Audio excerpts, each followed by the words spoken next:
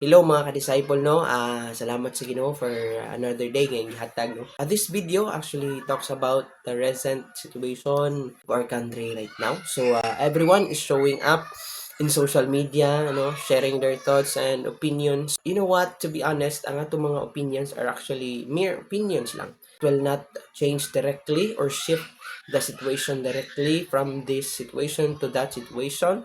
But our opinions might influence people how they think about the situation. That is why I'm also sharing mine. I am sharing also my opinion just to give you an idea kung saan ay pwede nato nga happen karon. I know nga daghan kay mga tao ron nga occupied by their rage and emotion. That is why ang uban nag-post sa social media to whatever stuff nila mag-post, no, just to showcase their feelings. I'm here to encourage everyone that we are not supposed to be controlled and occupied by our rage and emotion because uh, when that happens, mga good mga ka-disciple, usually, dili ta makauna-una og tarong sa unsay mas maayo because occupied ta sa tuang gibati, no?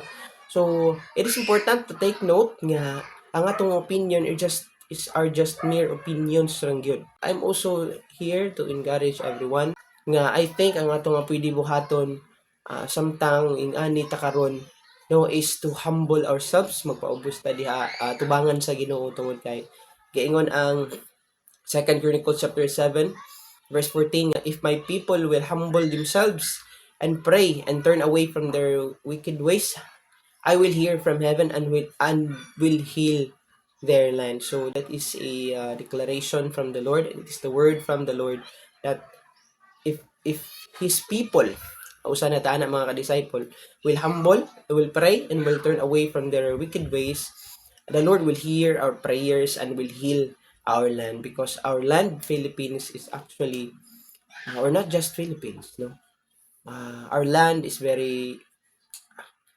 polluted, very distorted, no, grabe nakaguba, no, kang ilad ang ato nga kalibutan karon. That is why kit ikaw nga galantaon nga video, take time to pray, no, about the situation, about the governance, about sa ato ang situation karon sa nasod.